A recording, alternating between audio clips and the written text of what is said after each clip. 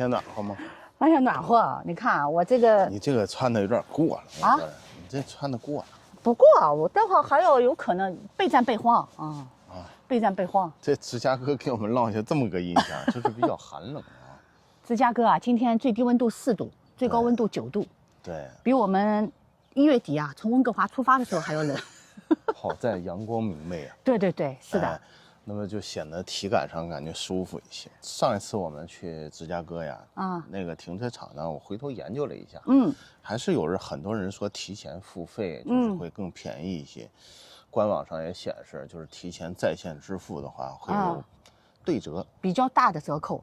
但是呢，那次第一次为什么没有这么做呢？因为凯文看到一个评论，说这个自动识别的车牌啊，没有识别它外州的车牌。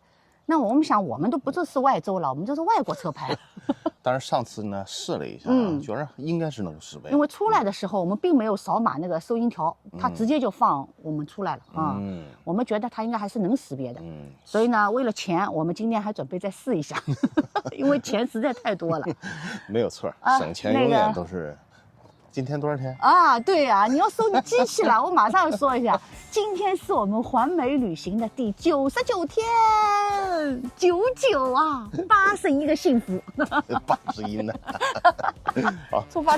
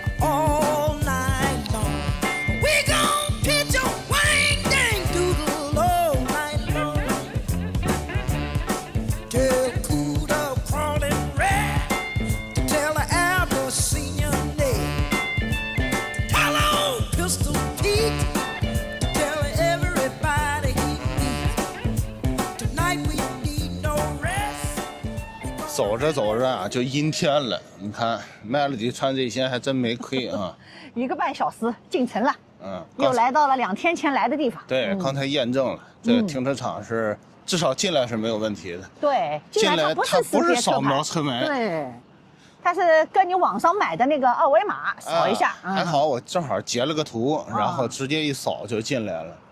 关键是它和我们2天前当场付费的价格差得太远了，一个天一个地。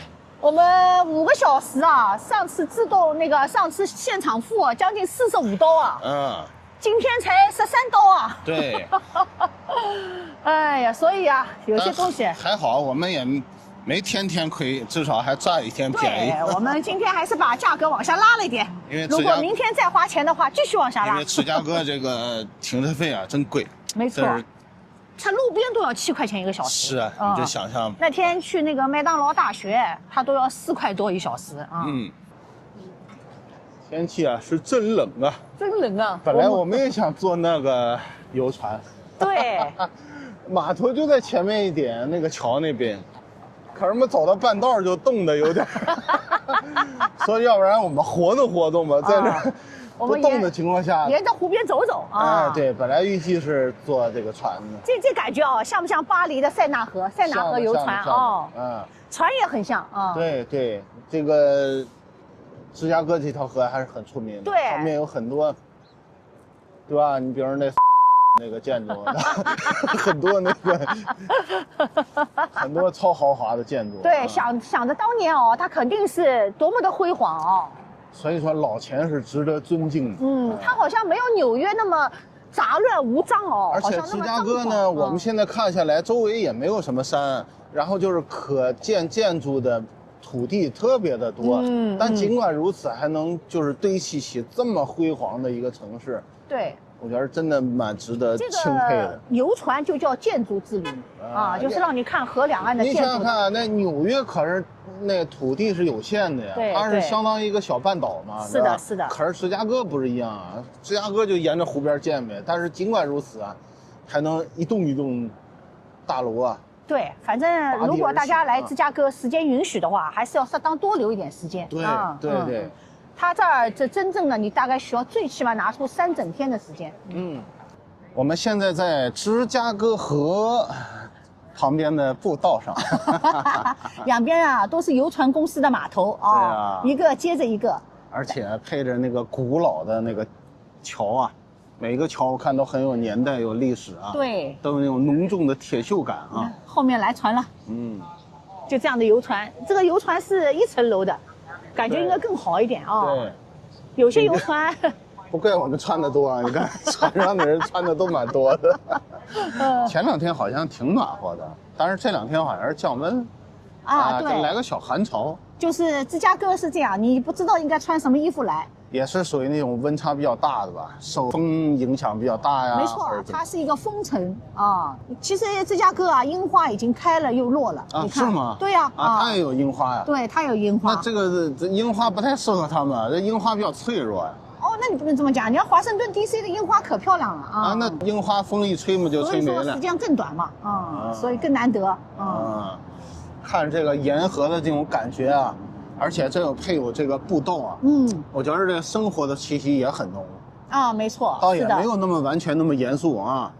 你每天从这儿遛小狗、跑步什么的，我估计也那你得住在这个100万的房子里，你才可能到这儿来遛狗。昨天我们看到那个房子，就是3层的那个就3个高度，3个像台阶一样的房子，据说也是这儿豪宅，要100多万一套嘞。公寓嘛，无非就是有景嘛，没有景就谈不上。在芝加哥呀，拥有一个100万的房子不容易，因为它的地税非常高啊。据说这是伊利诺伊州啊，是全美地税最高的州之一。高到非常夸张。为什么呢？如果对比温哥华的话，就显得夸张一些了。我们温哥华的地税大多数在0.2%到0.5%之间。对，根据每个市不一样了啊。伊利诺伊州的地税在3%。我的天哪，那比德州厉害吗？比德州高所以你要100万的房子，如果你要是在市区还能稍微好一些，地税稍微低一些，就按它3%来算，那一年要交3000块钱的地税钱。3000块100万要对不起，我已经算温哥华的算习惯了。如果在温哥华嘛，大概就交3000块钱左右。可是如果在芝加哥100万的房子要交3万块钱，每个月3000块所以这里这些高楼大厦呀，住得起的人也是，就是日常开销也是非常厉害。对，因为我们有从中国来的人呢，大部分只说房价是多少，没错，维护成本根本很少有人有概念，有一个持有成本。没错，所以芝加哥的房子持有成本是非常高的。对。那这也是源于就是美国地税的这个组成部分跟加拿大有很大的区别。你比如说它地税很大的百分比是在教育方面。可是像温哥华这样的城市呢，教育成本在这个地税里面分得只有1多多。就有这个项目，但是百分比不高。因为它的组成部分主要是由省府来负责。对。省府利用其他的税来填补教育资金。那所以据说像芝加哥这样的城市你住在好的区域和不好的区域差别非常大，房价要差4-5倍主要就差别在比如说教育成本这样的。学校校区所以他就讲校区。那在温哥华呢，校区不是特别明显。对。好学校和不好学校差异没有那么大。可是在美国天壤之别。因为一个省政府负责所有的学校嘛，所以差异不是特别大。老师的收入都差不多。所以这也是美国跟加拿大不一样的一个地方。还是买得起也不重要，没错，最主要就是你拿得住，还得住得起。我们再继续逛消防船呀，这个漂亮红的，这个因为特别扎眼，跟其他的风格完全不一样。这条河在3月份大概有那么1个礼拜左右啊，他们会染成绿色。哦，是吗？对，说是有几十年的传统了啊。是叫那个叫 Patrick Days。对对对。啊，他们就纪念这个。我想这个上面如果配上这个红色的消防船，那就太美了。啊，这个消防船很酷，很漂亮啊，尤其跟其他的这个风格呀不太一样啊。其实头一回见到这么漂亮。在美国的朋友们，如果你们去上海旅行，你们也可以去参加我们上海苏州河游船啊。我们上2集视频啊分享过啊。我就这么告诉你吧，这个芝加哥河的这个地理位置啊和走势特别像苏州河。没错，而且我觉得边上有一些玻璃船啊，就是全透明的船啊，和苏州河上的船特别像。对，这什么奥德赛？奥德赛啊，有不同线路啊。有原去原回的，也有去了之后当地再可以坐地铁回来的。哎，之前我去坐那个苏州河，给我印象还是蛮好的。对，因为我以往都是认为像上海这样的地方，好的建筑在面上，不好的建筑都在那里边啊。没有。但是这回坐完那个游船之后啊，我感觉里边也很好。是的，是的，好，现在后边这个带钟楼的这个建筑看到没有？键盘口香糖的总部。哦，键盘口香糖的总部。这个口香糖多少年的品牌了？100年老品牌啊！哎，我在想100年之前食品是非常重要的啊。这个1920年就建了。是的。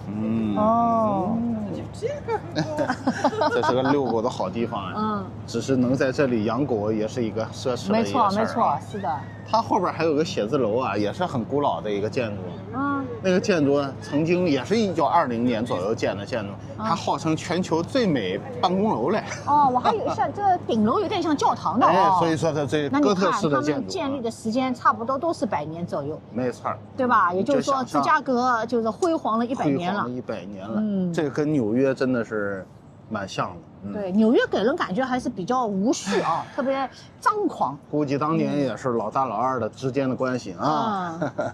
你看那后边有多少个桥啊？就眼睛看到就4座桥。对啊，这边也数不尽的桥。对，这个桥的密度啊是远远大于苏州河上的桥的啊。所以啊，万事欠比较啊。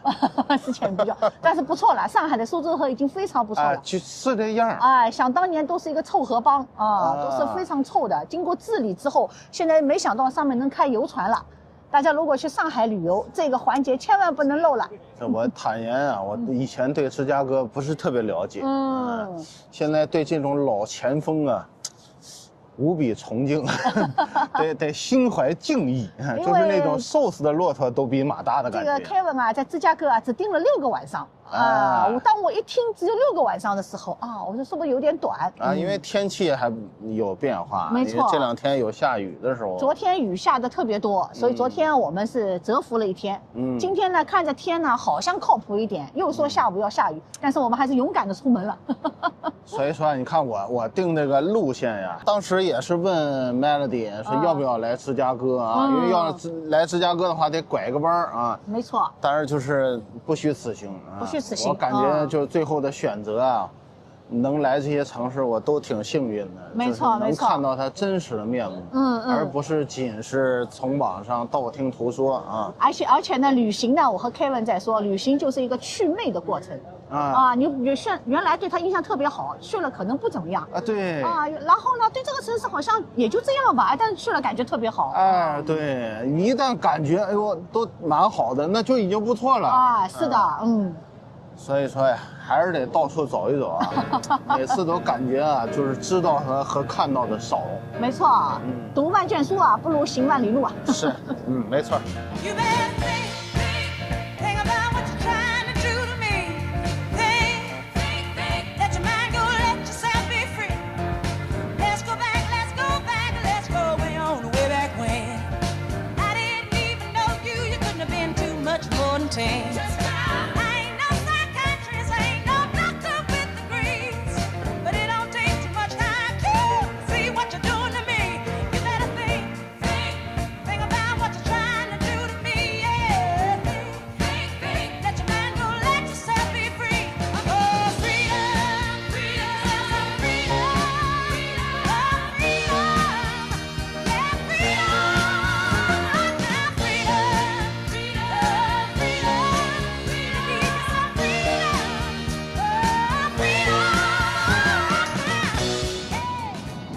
边这红色的建筑啊，也很显眼啊，像红砖楼一样。这个曾经是一个食品公司，据说这栋楼1914年就已经建好了。1914年哦，现在有100多年，115年了。不得了啊！不得了！这个船呀，是一艘接着一艘啊！哎呀，对啊，这密度太高了，怪不得价格不是特别贵啊，因为它这个竞争力也很激烈。而且船公司一路上看好几个啊，有1层楼的、2层楼的，基本上好像30块钱左右就可以坐一圈，对吧？45分钟的呀，还有那个加长款的，就是90分钟的呀，而且坐的人也蛮多的，效果也很好。对，都是这样露天的船呢，看这个两旁的建筑呢，也是比较角度都无遮挡。有些船啊，讲解员讲的特别卖力。对，反正我是建议有人来的话，推荐坐这一圈船啊。对，说来芝加哥啊，这个一个是豆子，一个是这个船啊，是一定要到的啊。我们主要是本身也有遛狗的需求，对，小狗它更享受在。户外的感觉，角啊，柱子、墙根的。船公司的官网上都写着不能带狗所以我们也不准备商量了，所以我们就自己在步道上走。对，而且在这个步道上走更是一种享受啊。对，对面这个叫 The Mart， 这是当年的一个批发市场，曾经是在1930年是世界上最大的建筑之一。我也觉得，我这看上去觉得哇塞，我还以为是联邦储备银行嘞。看到没有？还有4年就100年。天哪！这个地方叫 Wolf Point， 说这个地方是这3条河流正好一个三叉点。一个丁字路口。上海有这样的地方啊？没有。不知道啊，它巧了就这3个点。上海只有苏州河汇入黄浦江有一个点。所以这个地方呢，就是。据说当年是芝加哥最早的定居点就是芝加哥城市的诞生地了，估计没错，最早是河运嘛，再到海运嘛，没错，不得了，不得了。来芝加哥旅行，记得有一个 City Pass， 我们是没有买有好多博物馆，对，140多美金可以走5个地方，自己选的。我们说狗没地儿放，所以也是要放弃了好多东西那也没有，又要让我们狗背锅，不是的，都是我们的选择，它也可以留在房车上的。但是我们只是觉得这个步道上走比游船一点都不差，一点都不差。But not the kind I wanna keep. It lingers in the quiet air, between the walls and in the sheets. I used to wait for every step, for every key turned in the door. Now silence wears a gentler face. It doesn't scare me anymore.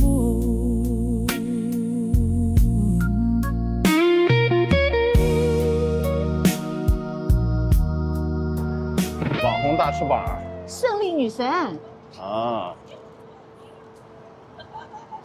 这个写墨西哥的翅膀墨西哥的翅膀对。我们现在已经来到了华丽1英里，来到了芝加哥的闹市区很闹市，很闹。商业一条什么商业王者？这个不得了真不是一般的体量。对呀，这个有点第5大道的感觉没错。Now when I was a little boy, at the age of 5, I had some in my pocket, keep a lot of folks alive. Now I'm a man, made 21.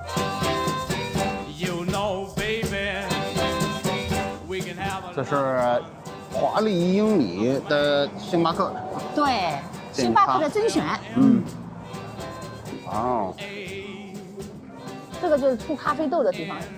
这个其实和上海南京西路那个一样的，好像说全球一共有5家这样的甄选店。待会儿卖了别在这儿买个杯子。肯定的。那么楼上是什么呀？就这个墙也很有名的，芝加哥。芝加哥。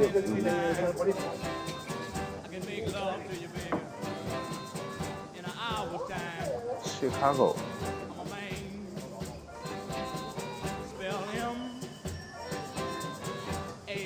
1楼是卖咖啡的，2楼卖咖啡的标准咖啡，然后咖啡吧，上面还有鸡尾酒嘞。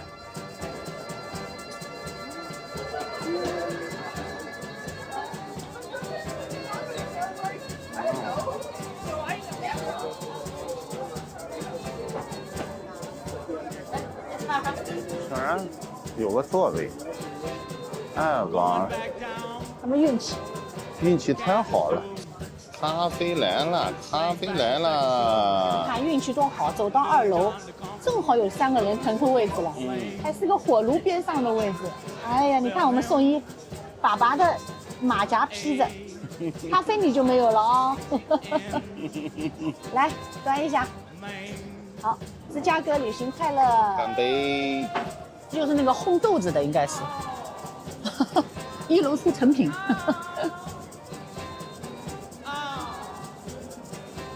还能上楼吗？这是一个酒吧是吧？看来是。然后你看外面那个橡木桶。啊。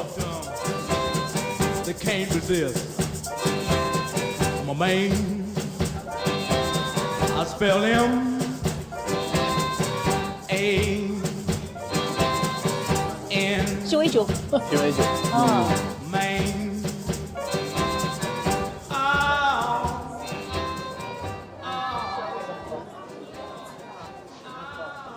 他们还有一些项目啊，是就在你面前做的哦，或者是教你的。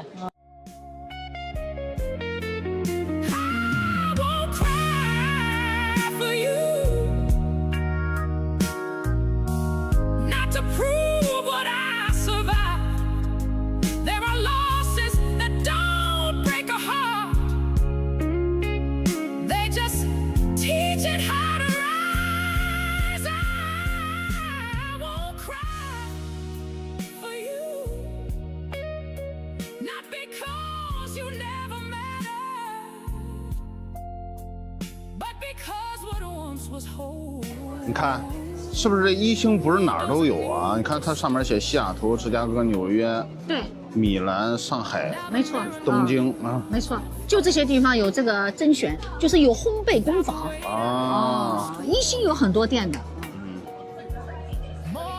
你看，我们最后选了这个，这个是芝加哥这个星巴克甄选的外观，4层楼高。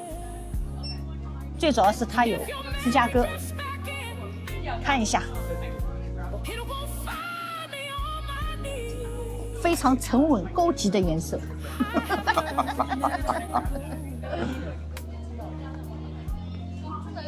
哎，我们逛到了海军码头。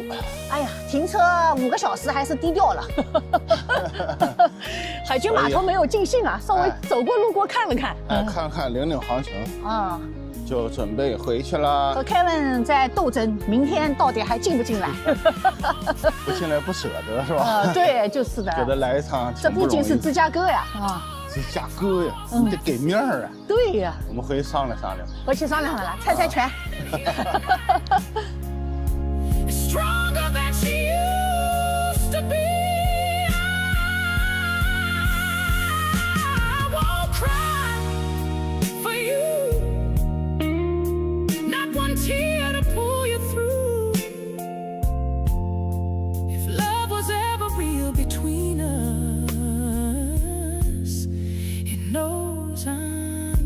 True.